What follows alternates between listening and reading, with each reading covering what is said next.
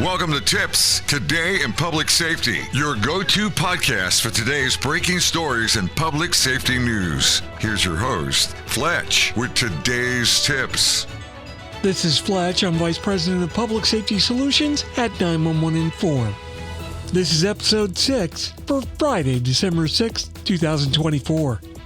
Here are 5 new critical stories shaping the next generation of public safety in the industry today. Let's get started. Story number 1. CRTC to review the nationwide NG911 services in Canada. The Canadian Radio, Television and Telecommunications Commission, or CRTC, is examining the need to move the March 2025 deadline to better facilitate the transition from basic 911 services to NG911, aiming to enhance emergency response capabilities across the country.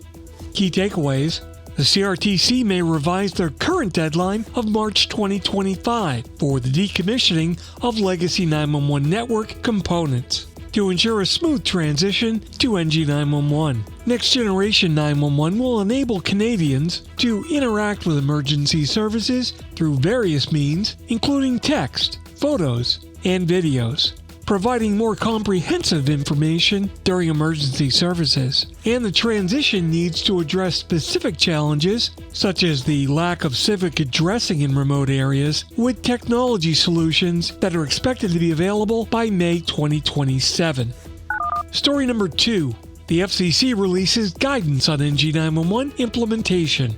The Federal Communications Commission has issued a public notice offering guidance to originating service providers on implementing NG911 capabilities. With new rules requiring providers to deliver 911 calls to next-generation 911 systems effective November 25th, this guidance aims to facilitate a smooth transition to an IP-based emergency services network. Key takeaways: the FCC's guidance outlines technical and operational requirements for service providers to comply with NG911 standards. The transition to NG911 is expected to enhance the accuracy and reliability of emergency communications, and service providers are encouraged to collaborate with 911 authorities to ensure a seamless integration of new technologies. Story number 3. NENA's ICE 12 event to test NG911 standards. NENA, the National Emergency Number Association, is once again organizing the Industry Collaboration Event number 12. ICE 12 will facilitate the testing and implementation of NG911 standards.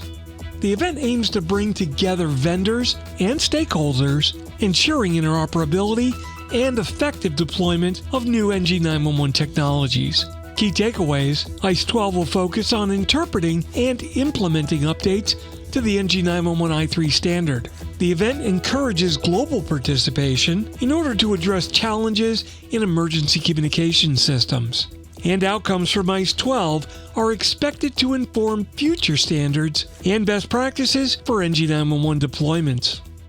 Story number 4. New York City progresses on their NG911 implementation. New York City is advancing with its implementation of next-generation 911 services, with full deployment expected by the end of 2025. The city has completed the cutover of its location database and is in the process of transitioning other core system components, aiming to enhance emergency response capabilities through improved technology and data management. Key takeaways: the phased rollout includes upgrades to network infrastructure, logging and recording technologies, and geographic information systems, or GIS, data management. The initiative is on track, with key milestones scheduled for completion by July 2025. The vital phase, focusing on call handling, is expected to be fully operational by December 2025. And finally, story number 5. The NENA SBP Conference is where you can learn, collaborate, and contribute.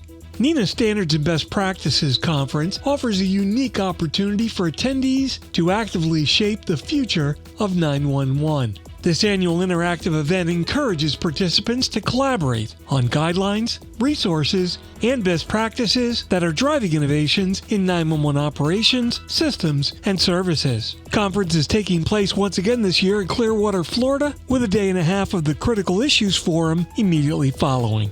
Key takeaways: attendees have the opportunity to engage directly with pressing topics like recruitment, next-generation data needs, GIS, cybersecurity, text to 911, telecommunicator wellness, and multimedia messaging. The event will prioritize collaboration, enabling stakeholders to contribute to standards that'll impact public safety for decades to come. And sponsorship provides opportunities for companies to connect with forward-thinking public safety professionals. That wraps up today's episode of TiPS, Today in Public Safety. This is Fletch, Vice President of Public Safety Solutions at 911 Inform. Remember to visit 911tips.com for past episodes and more. Once again, thanks so much for listening, and if you're in public safety, thanks for what you do. Stay informed and stay safe. You've been listening to TiPS, Today in Public Safety, your go-to podcast for today's breaking stories and public safety news. Hosted by Fletch and available every Monday, Wednesday, and Friday. Catch past episodes, transcripts, and show notes with source links for each article on 911tips.com. That's 911tips.com. Be sure to like and subscribe, and remember to join us each week for the latest on NG 911. I am Spider Harrison, the official 911 voiceover dude. Catch me on Sirius XM on various channels, including 90s on 9, the 10 spot, and on the Weekend Countdown on Hits 1. Or don't regret it for the rest of your life. Either way, I'm good.